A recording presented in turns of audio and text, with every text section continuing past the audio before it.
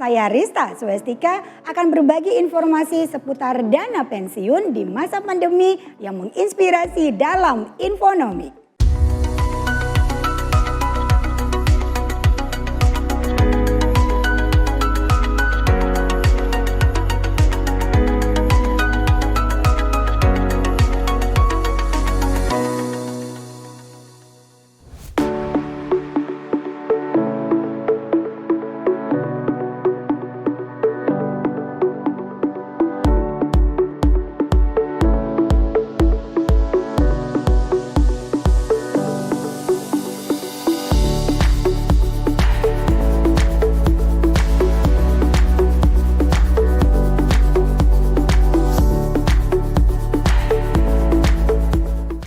Saya tanya balik, yakin mau pensiun? Udah siap dananya? Udah diperhitungkan belum? Oke, kalau ada pertanyaan seperti itu, banyak sekali yang harus kita perhatikan. Kalau ngomongin dana pensiun, kita balik lagi, ya.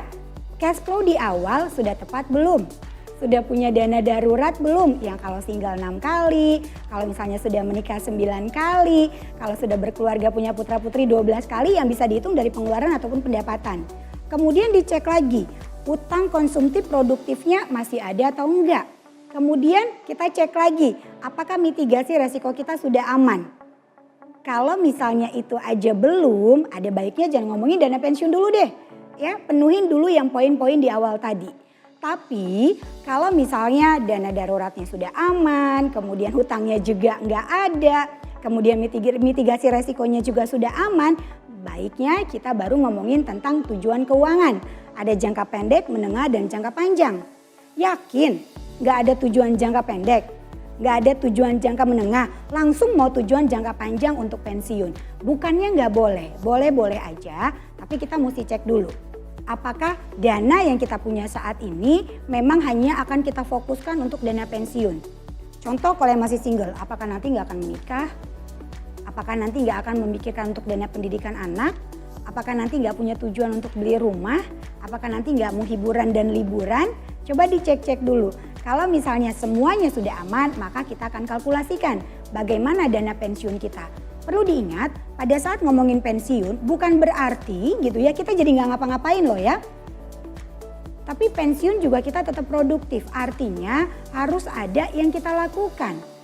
Bukan berarti pensiun itu semuanya hari libur, kita nggak ngapa-ngapain terus dapat duit. No, kalau begitu pola pikirnya maka dana yang kamu siapin itu akan dalam jumlah yang sangat besar.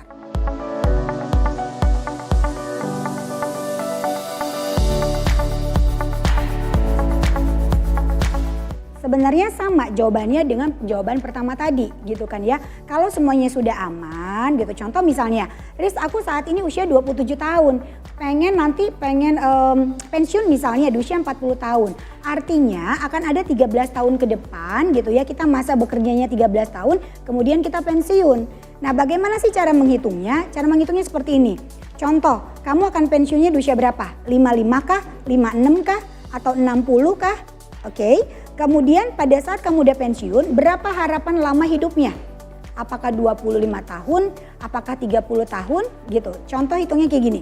Riz, aku mau pensiun di usia 55, saat ini usia aku 30. Artinya akan ada 25 tahun masa untuk kita mempersiapkan agar kita nanti bisa pensiun. Oke, harapan hidup kita sampai usia berapa? Dari 55 tadi, harapan hidup kita sampai usia 80.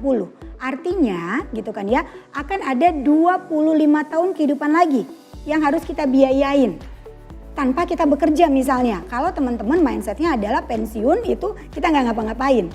Berapa dananya yang harus kita siapin? Cukup nggak waktunya? Jadi kalau ditanya kapan memulainya ya sesegera mungkin. Tapi sebelum memulai itu coba dicek lagi apakah kondisi keuangannya tadi sudah aman, dana darurat, kemudian utangnya nggak ada. Kemudian kalau misalnya nanti mau menikah dana menikahnya udah ada, dana pendidikan anaknya juga udah ada gitu ya. Nah tapi pertanyaannya Riz kalau aku mau mempersiapkan semuanya gimana? Ya sudah dicek lagi kondisi keuangannya. Bisa nggak mempersiapkan beberapa tujuan dengan waktu yang bersamaan? Oke, kalau misalnya nggak bisa mempersiapkan dalam waktu bersamaan artinya harus membuat skala prioritas. Mana dulu yang harus diutamain. Oke, kemudian kalau misalnya udah nggak cukup dananya artinya harus lihat peluang. ketika kita berbicara ngomongin dana pensiun, itu yang kita butuhkan banyak gitu. Misalnya ya, tadi 30 ke 55, artinya kita mempersiapkan 25 tahun. Oke, harapan hidup kita sampai usia 80 tahun. Gimana caranya dalam waktu 25 tahun kita bisa mempersiapkan biaya untuk kita hidup 25 tahun ke depannya. Jadi tidak main-main pada saat kita merencanakan keuangan untuk dana pensiun tadi.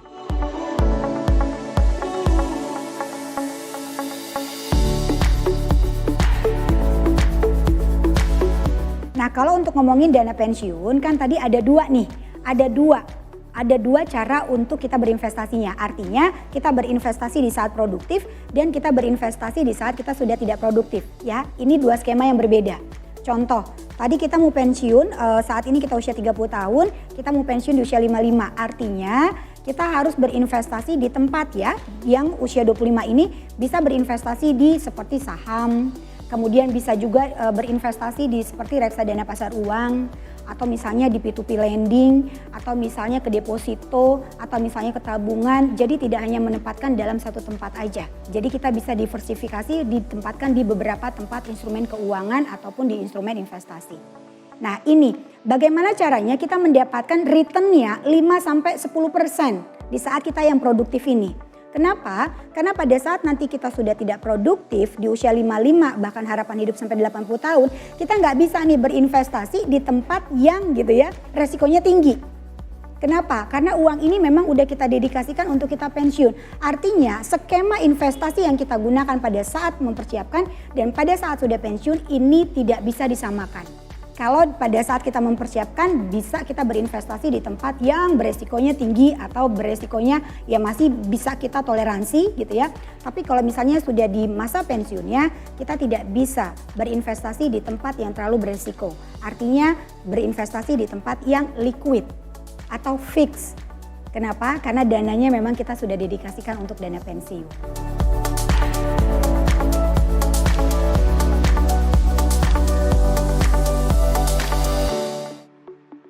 Coba yuk kita cek lagi ya, berapa kebutuhan dana pensiunnya, dihitung dulu.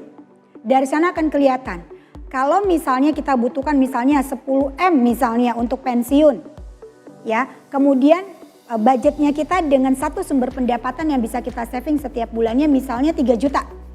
Kalau 3 juta kita kalikan dengan 12 bulan gitu ya, artinya kita punya 36 juta. Nah kita akan pensiun tadi usia 30 kemudian di 55 artinya 25 tahun. Nah kalau misalnya hitungan kasarnya aja 36 juta kita kalikan 25 tahun kita baru punya uang berapa? Sedangkan tadi biaya kehidupan kita ada 25 tahun kehidupan yang harus kita biayain juga. Tentunya dengan inflasinya juga akan semakin tinggi tiap tahunnya. Masih bisa tercapai nggak dana pensiun kita? Artinya kalau teman-teman melihat bahwa kayaknya udah nggak mungkin nih. Jangan bertahan dengan satu sumber pendapatan aja. Tapi mulai melihat peluang apa yang bisa kita lakukan untuk menambah sumber pendapatan kita agar dana pensiun kita segera terwujud.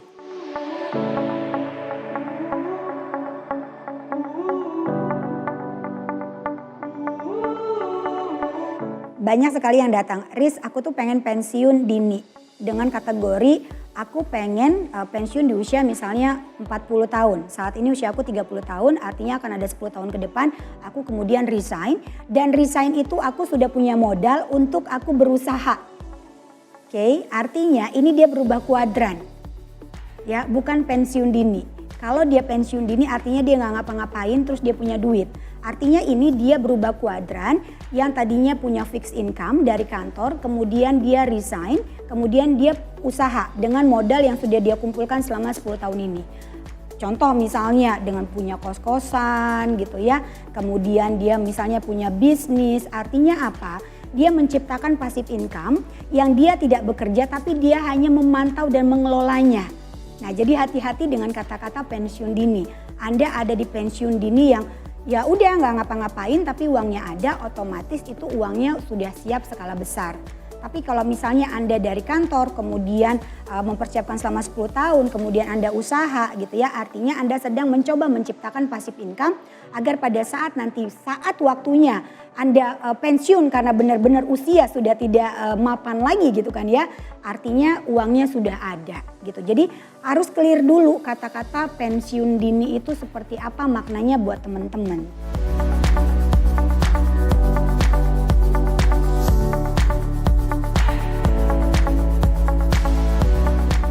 ditanya tips bagaimana mempercepat tujuan keuangan kita, sudah pasti harus dilakukan perencanaan keuangan.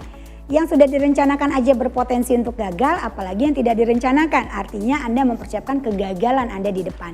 Nah, bagaimana sih cara melakukan perencanaan keuangan? Sudah pasti harus dilakukan pertama adalah financial check up atau dicek dulu kondisi keuangannya, sehat atau tidak sehat. Kalau tidak sehat letaknya di mana maka dibenerin sehingga keuangannya sehat, kemudian baru kita buat anggarannya berdasarkan skala prioritas, wajib, butuh, dan ingin. Oke, nah dari sini akan kelihatan berapa sih yang bisa kita saving atau bisa kita investasikan setiap bulannya untuk mencapai tujuan-tujuan keuangan kita tadi. Kalau setelah kita hitung dan kita kalkulasikan ternyata masih tidak cukup, artinya gitu ya, teman-teman harus menambah sumber pendapatannya. Tidak cukup hanya dengan satu, tapi ada 2, 3, dan 4. Dan bagaimana sih cara mencari peluang? Banyak sekali peluang-peluang yang bisa kita dapatkan di luar sana asal Anda mau melihat peluangnya. Rata-rata ketika kita hanya bersumber dengan satu pendapatan, kita nggak punya waktu, kita juga gimana nih udah dalam zona nyaman banget gitu, alasannya banyak banget. Jadi kalau pengen tujuan keuangannya tercapai, maka sudah pasti rumusnya. Lakukan perencanaan keuangan, menabunglah sebanyak mungkin, berinvestasilah sebanyak mungkin. Dan sebanyaknya berapa, dicek dulu kondisi keuangannya.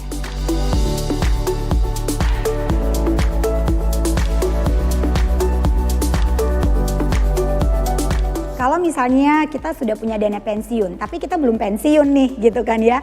Riz, aku tuh mau pensiun di usia 55, tapi saat ini aku usia 40 dan aku sudah punya uang misalnya 3 miliar gitu kan ya. Wah gede banget nih gitu kan. Mau ditabung aja, mau diinvestasiin aja. Yuk coba dimanfaatin, kan pensiunnya nanti masih lama tuh gitu ya, masih ada 10 tahun ke depan misalnya gitu ya.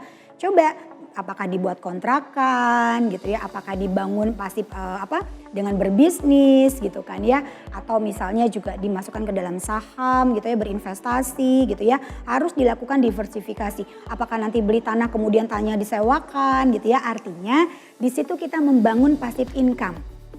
Yang nanti at the end pada akhirnya kita pensiun, kita nggak kerja tapi kita udah dapat sumber-sumber duitnya. Artinya kita tinggal mengelola sumbernya. Tapi sumbernya nggak hanya satu, sumbernya banyak. Kalau sumur yang satu ketutup maka masih ada sumber yang lain. Gitu ya, prinsipnya seperti itu. Jadi jangan hanya mengandalkan dengan satu sumber aja. Kalau sumber satu ketutup maka pusing kehidupannya. Nah begitulah cara kita memanfaatkan dana pensiun yang saat ini sudah terkumpul untuk menciptakan passive income pada saat nanti kita pensiun uangnya sudah ada.